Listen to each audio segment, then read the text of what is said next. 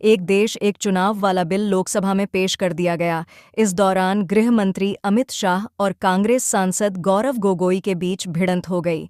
बहस वाला वीडियो देखिए। गौरव गोगोई जी के बाद में रूलिंग दे दूं, पहले गौरव गोगोई जी बोले। सर आप बोलिए सर, चर्चा है या 72 है, आप बोलिए पहले।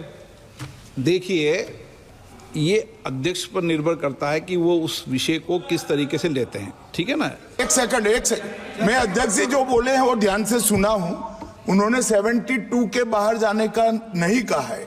उन्होंने कहा कि माननीय सदस्य मनीष तिवारी ने 72 का हवाला देकर जो विचार व्यक्त किए हैं और जो विरोध किया है, इस पर सदन का कोई भी सदस्य अपने विचार रख सकता है। अब कांग्रेस पार्टी में विचार रख सकता है मतलब विरोध ही करना है, मगर विचार व्यक्त कर सकते हैं इसका मतलब होता है पक्ष में भी बोल सकते हैं। आदरणीय गृह मंत्री को मैं यही कहना चाहूंगा कि अगर कोई पार्टी इसका समर्थन करना भी चाहे तो भी वो समर्थन 72 पे ही रह सकता है।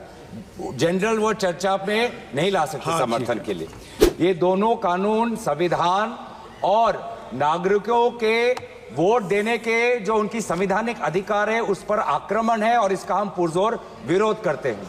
ये एक गैर संवैधानिक इन्होंने एक ढांचा बनाया है। ये पहली बार ये एक ऐसा कानून लाए हैं कि राष्ट्रपति अब चुनाव आयोग के भी रिकमेंडेशन पर एक निर्णय ले सकते हैं। ये पूरी तरीके से इसका विरोध करते हैं।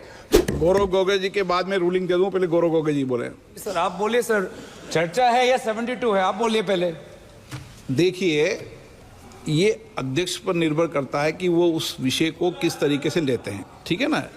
नियम 72 नियम उपनियम 1 पहला परंतु वर्णित किया करता है कि यदि विधेयक पूर्व स्थापन का विरोध इस आधार पर किया जाता है कि विधेयक की विषय वस्तु इस सभा की विधायन क्षमता से परे है।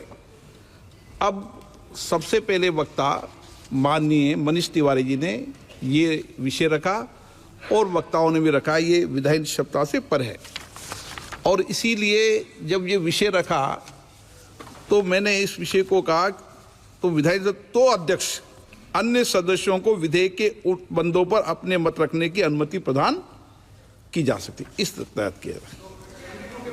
हाँ, आप गौरव गोगोई जी के बाहर जा सकते हैं, मतलब धन्यवाद सर। ये लेकिन हाँ भी जा सकते हैं, वो तो पूछ रहे। एक सेकंड मैं अध्यक्ष जी जो बोले हैं वो ध्यान से सुना हूं। उन्होंने 72 के बाहर जाने का नहीं कहा है। उन्होंने कहा कि माननीय सदस्य मनीष तिवारी ने 72 का हवाला देकर जो विचार व्यक्त किए हैं और जो विरोध किया है, इस पर सदन का कोई भी सदस्य अपने विचार रख सकता है। अब कांग्रेस पार्टी में विचार रख सकता है मतलब विरोध ही करना है, मगर विचार व्यक्त कर सकते हैं इसका मतलब होता है पक्ष में भी बोल सकते हैं। नहीं, मैं आदरणीय गृह मंत्री को मैं यही कहना चाहूंगा कि अगर कोई पार्टी इसका समर्थन करना भी चाहे तो भी वो समर्थन 72 पे ही रह सकता है। जनरल वो चर्चा में नहीं ला सकते। समर्थन के लिए मैं सर ये दो जो कानून है, constitutional amendment 129 constitutional amendment act और the bill to further amend Government of Union Territories Act 63, National Capital Territories 91, Jammu Kashmir Reorganization Act 2019, ये दोनों कानून संविधान और नागरिकों के वोट देने के जो उनकी संवैधानिक अधिकार है उस पर आक्रमण है और इसका हम पुरजोर विरोध करते हैं। विरोध का आधार ये है कि इस सबसे पहले 82(5) में चुनाव आयोग को जो यहाँ पे ताकत दी गई है कि चुनाव आयोग आज राष्ट्रपति को अपना एक निर्णय दे सकते हैं कि कब निर्वाचन हो सकता है। ये कभी भी इससे पहले चुनाव आयोग की ऐसी ताकत भारत के संविधान के निर्माताओं ने नहीं बनाया है। चुनाव आयोग की क्या सीमाएं हैं वो आर्टिकल 324 में है, जहां पर इलेक्शन कमीशन को बस कैसे सुपरवाइज करना चाहिए, कंट्रोल करना चाहिए, इलेक्शन रोल कैसे बनाना चाहिए, वहीं तक ही चुनाव आयोग की क्षमताओं का सीमा बनाया है। लेकिन इस संविधान ने चुनाव आयोग को असंवैधानिक गैर कानूनी ताकत दी है। राष्ट्रपति अगर कोई परामर्श लेते हैं तो सिर्फ काउंसिल ऑफ मिनिस्टर्स से परामर्श लेते हैं, वो कभी भी वो चुनाव आयोग से परामर्श नहीं लेते हैं। ये एक गैर संवैधानिक इन्होंने एक ढांचा बनाया है। राष्ट्रपति जी अगर काउंसिल ऑफ मिनिस्टर्स की एडवाइस लेते हैं 74 जो article 74 of constitution of India में है, या वो article 356 of constitution of India, वो सिर्फ गवर्नर के रिकमेंडेशन पे ले सकते हैं। 356 गवर्नर के रिकमेंडेशन पे या 74 के अनुसार काउंसिल ऑफ मिनिस्टर्स के रिकमेंडेशन में।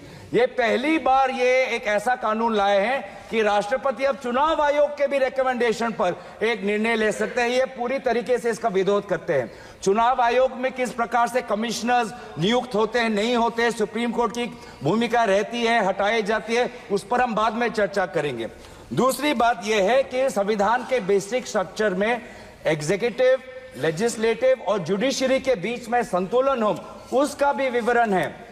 आज इस बिल के द्वारा आदरणीय राष्ट्रपति जी को ज्यादा शक्ति दिया गया है कि वो अपने सुपरिंटेंडेंट से एक नए 82A के द्वारा अब वो विधानसभाओं को भंग कर सकती है। ये एक्सेसिव पावर इस बिल में चुनाव आयोग को भी दिया गया है और राष्ट्रपति जी को भी दिया गया है।